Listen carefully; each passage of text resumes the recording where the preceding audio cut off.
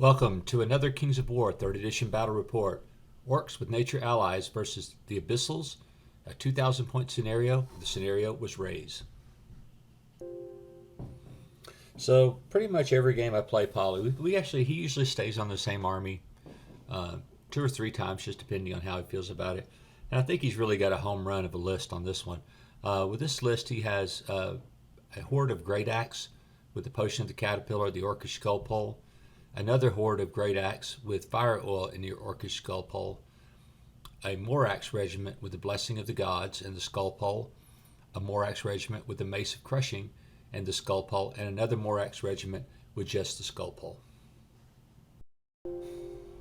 So the remainder of the army had 7 Orkling regiments, a War Drum, the God Speaker with the Shroud of the Saint, Bane Chant, and Heal, a Crudger with the Sacred Horn, Gakamak's Bloody Banner, and the Skull Pole.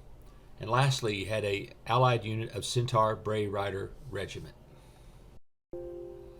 So for the most part, I like the army. The thing I don't like about it is the allies. I just don't play with allies. It's just not my style, but each to his own. I think you could probably have dumped the Bray, whatever they're called, the Centaurs, and maybe just put some Gore Riders in there, and maybe just dump like a regiment or 2 of those Orklings, and you would have a lot better flank threat. Even though those guys are pretty nice because they have Pathfinders. So, like I said, each to his own, but I think that's the improvement that I would make to the list. So this is the Abyssal list I've been using. I'm considering making some changes to it, but I don't know what they are going to be yet. So right now I have a lower Abyssal Horde with 2-handed weapons and the Imp upgrade, 2 Abyssal Guard regiments, one with the Mace of Crushing, 2-handed weapons for both, and the Imps, troop of Gargoyles, 2 hordes of Molochs, one with the Champion upgrade and Imps, 2 regiments of Imps, an Abyssal Champion with a Blade of Slashing, Wings, and Lightning Bolt 5, an Abyssal Warlock with Bane Chant, Veil of Shadows, the Conjurer's Staff, and lastly the Manifestation of Baal. This is basically the same unit I've used for like the last 4 battle reports. But like I say, I am considering throwing some more stuff in there. I don't know what to drop to make it a little better, but I do think I'm going to need some more small units to take objectives, because every game I'm having trouble with anything that has objectives to deal with it. All right, so on my turn, I just pushed forward hard on the left side, kind of moved up in the middle. He didn't have any missile fire, so I could pretty much move with impunity, which was my mistake because I set up the way I've been setting up with units in front of other units. But in this case, it was not necessary because I didn't really have to worry about getting shot.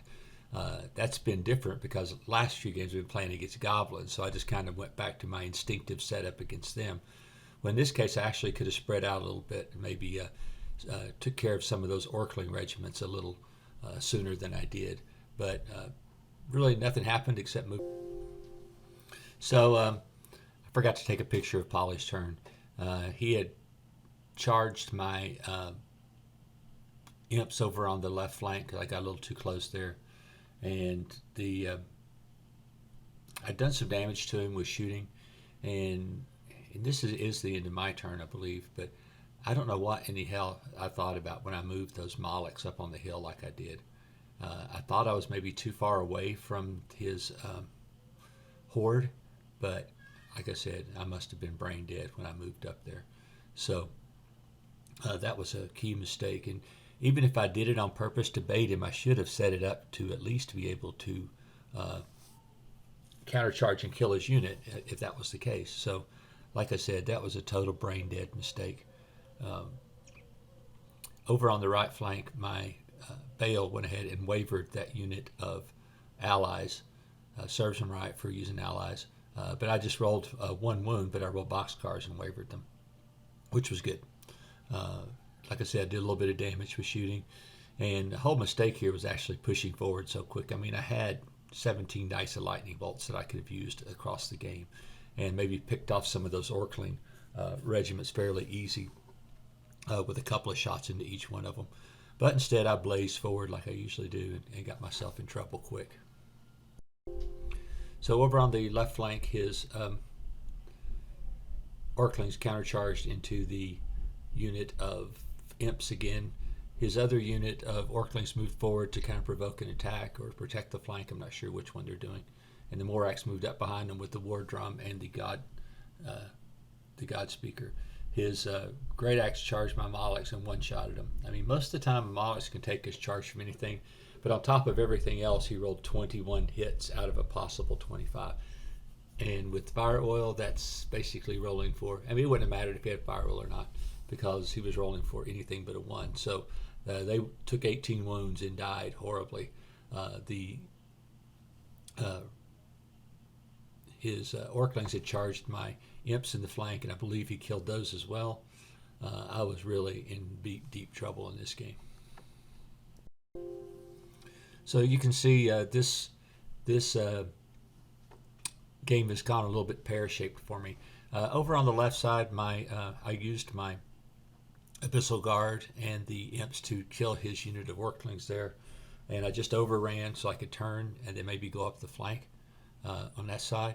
I sidestepped the Abyssals, lower Abyssals, A, to get away from some of his other stuff, and B, to concentrate them toward more of the table. That stupid little house really messed up my game plan and provided him with valuable corner coverage. So I had to charge my Abyssal Guard in because I really had no choice. I couldn't back up far enough to get away from being charged. So I thought I might be able to get some licks in.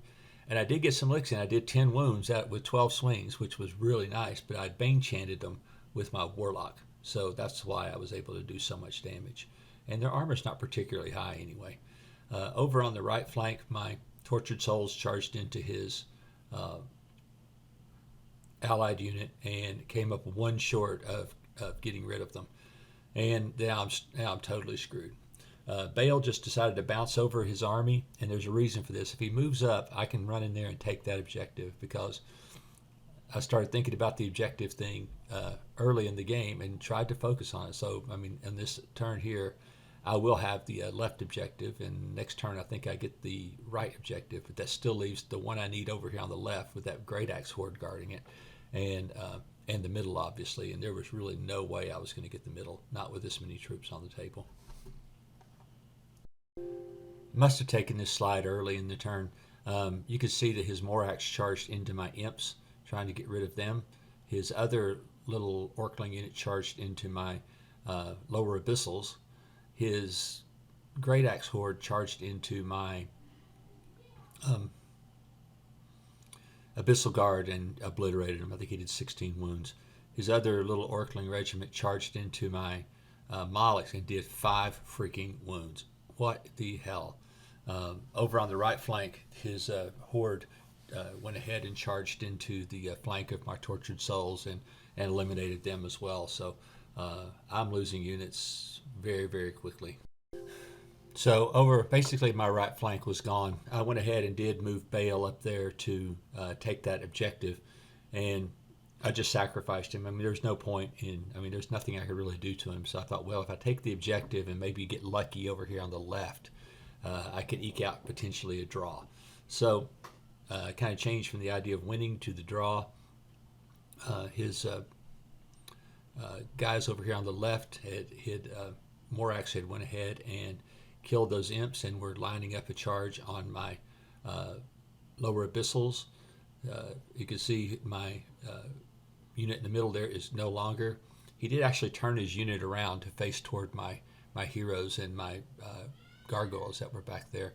I killed his Imps, and I knew I was going to take 2 Morax regiments in the face, and I'd already down, even though I regenerated, I was still down 2 wounds, and that wasn't going to be a good outcome for me at all. Like I said, right flank's gone, and we'll have to see what happens in his. So on the left side, his Morax did, after I killed off his Imps during the previous turn, his Morax did charge in.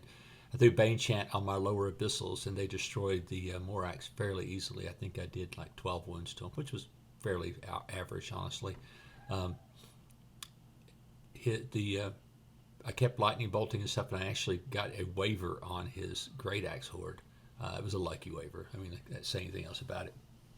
But looking pretty bleak for the home team here, and really not much I can do. I was trying to go for the least loss I could possibly take at this point. So I just zoomed all the way to the end because this is the last slide. You can see there's just orcs coming from everywhere on the right hand side to the middle of the table. The thing is even if he charged in with his Morax and his Orclings, I was still going to have unit strength 4 versus his unit strength 3. So I was easily going to keep him from getting that other objective over there. So in the end, I got 2 of my objectives, and he got 2 of his, but he had the key middle objective, and that is what won in the game. So the game ends up 3-2 in favor of the Orcs. Just a well-played game by Polly. Well, just my final thoughts or my after-action review of the game.